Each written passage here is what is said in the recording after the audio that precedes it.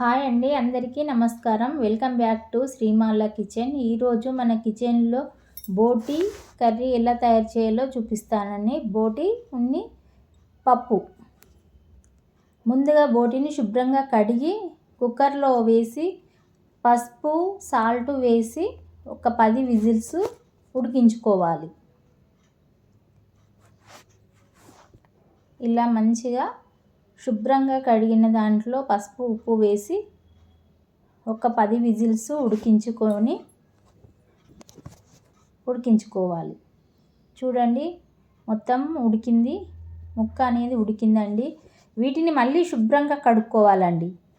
ఇప్పుడు ఇదే కడాయిలో ఒక 5 స్పూన్ ఆయిల్ వేసుకొని 3 యాలకులు, చిన్న బగారాకు, 3 లవంగాలు, ఒక చిన్న దాల్చిన చెక్క వేసి ఆయిల్లో వేసి 1 సెకండ్ పాటు వేగనివ్వాలి.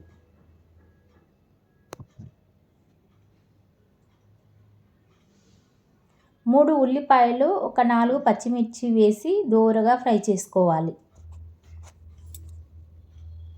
ఈ బోటి కందిపప్పు కానీ బోటి శనగపప్పు కానీ చాలా బాగుంటుందండి రుచి. ఇలా మంచిగా వేగనివ్వాలి. మూత పెట్టి 1-2 నిమిషాల పాటు వేగనిద్దాం. మంచిగా గోల్డెన్ రంగు వచ్చే వరకు వేయించుకోవాలి.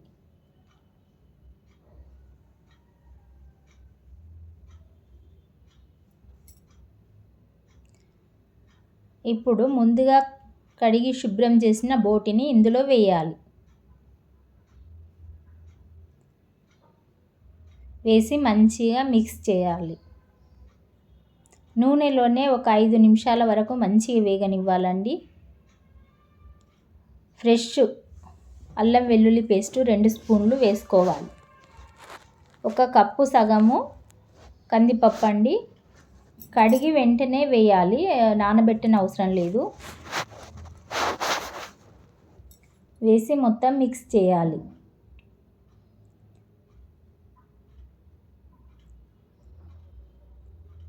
ఎప్పుడు మసాలాతో కాకుండా ఇలా పప్పుతో కూడా చాలా బాగుంటుందండి. వేసి మంచిగా నూనెలోనే వేగనివ్వాలి. ఉప్పు వేసుకోవాలండి 1 స్పూను. పసుపు, గరం మసాలా వేసి మంచిగా వేగనివ్వాలి. మంచిగా కలపాలండి మొత్తము. వీటిని ఇప్పుడు మంచిగా ముక్కలకు పట్టేలా కలపాలి. ఇలా ఒక 5-6 నిమిషాలు మంచిగా నూనెలోనే వేగాలి. ఒక 5 నిమిషాల పాటు మూత పెట్టి సిమ్లో ఉడికిద్దాం. ఇలా నూనెలోనే ఒక 5 నిమిషాల పాటు మంచిగా ఉడకాలండి. 5 నిమిషాల తర్వాత తీసి చూద్దాం. మంట మాత్రం సిమ్లోనే పెట్టాలండి. ఇప్పుడు తగినంత కారం వేసుకోవాలి.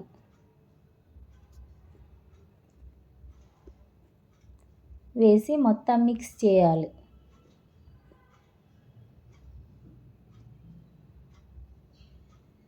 ఇప్పుడు ఒక 5 నిమిషాలు మంచిగా సిమ్లో ఉడికించాలి. ముక్కలకు ఉప్పు, కారం, మసాలా అనేది పట్టేలా ఒక 5 నిమిషాల పాటు మూత పెట్టి ఉడికించుకోవాలి. ఇప్పుడు తీసి కలుపుదాం ఒక్కసారి. ఇలా మంచిగా మిక్స్ చేయాలి. ఇప్పుడు ఇందులో తగినంత వాటరు వేసుకోవాలి.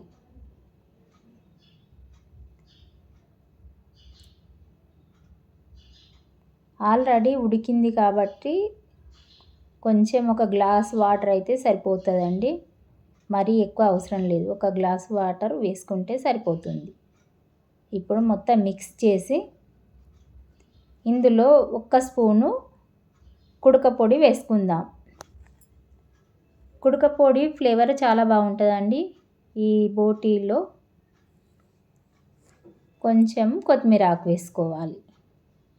వేసి కలిపి